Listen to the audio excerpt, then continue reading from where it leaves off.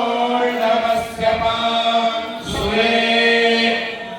त्रीणि पदाभिचक्रमे विष्णुर्गोपा अदाभ्यः अतो धर्माणि हारयन्नः विष्णोः कर्माणि पश्यतयतो व्रतानि पस्पशे इन्द्रस्य सखा तद्विष्णो परमं पदं सदा आपश्यन्ति सूरयः देव तज्जुरातकं